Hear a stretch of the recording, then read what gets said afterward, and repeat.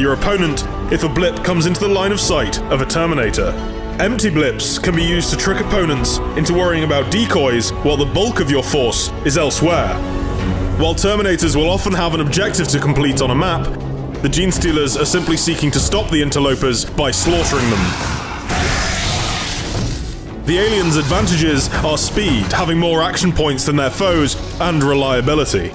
They are killing machines, and they act like it. Genestealer cards have unique elements. Some can also be used to change a regular blip into a special Genestealer.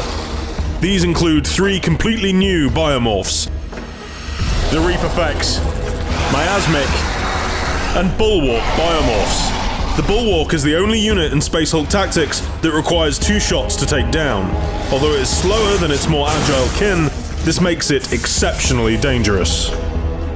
This is also how you deploy the mighty Broodlord, the largest and most powerful of the Genestealers, which can cross the map in an instant and spawn new blips around itself. It is not invulnerable, but it has an immeasurable tactical advantage. Playing as the Genestealers in Space Hulk Tactics is a completely different experience. Unique cards, their own campaign, and 4 high fleet color schemes to choose from and customize give them equal footing in every aspect. Which side will you choose? Do not mourn my passing. Honor me instead. Follow the path of the righteous, though it be hard. Walk under the light of the true God. Face your demons, so you may gain the courage to face the hordes that assail us. And our enemies will fall before you.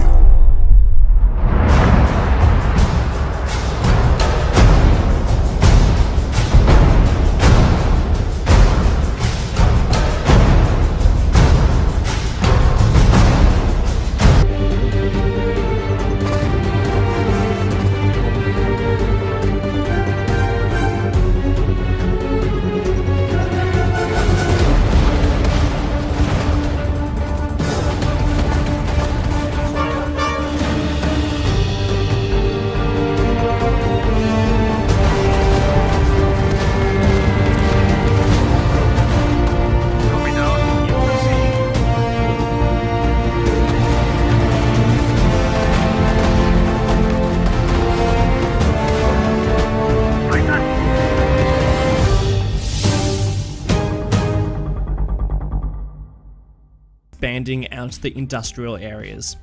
With the Industries expansion pack, you have access to 4 industrial areas: forest, farming, ore, and oil industry. For your industrial area to function correctly, you first need to find the natural resource that matches your industry. In this case, I'm building a farm, so I need to find some fertile land somewhere on my map. Once I've found the best place, I can then paint down the industrial area just like I would a regular district or a park area. To turn your industrial area into the correct industry specialist, you then need to go to the garbage and industry icon, find the correct industry, so I'm going to farming, and then you need to place down a main building. And what that does, it turns that area into the correct industry area. And now that I've done that, I've got access to all the other farming buildings that I can start placing down. You might actually notice that none of these are zonable. All these buildings are ploppable, and they all are intertwined and work together within the production chain, which I'm going to get into in the next episode. But basically all these sort of work together, and they're really important as part of the industry. And I'm going to do the same process for the other industrial areas. Wherever I can find any natural resources on this map, I'm going to be placing down the industrial area district and watching that industry grow. But that's pretty much it for this tutorial, guys. Thanks so much for tuning in, and I'll see you in the next one. See you later.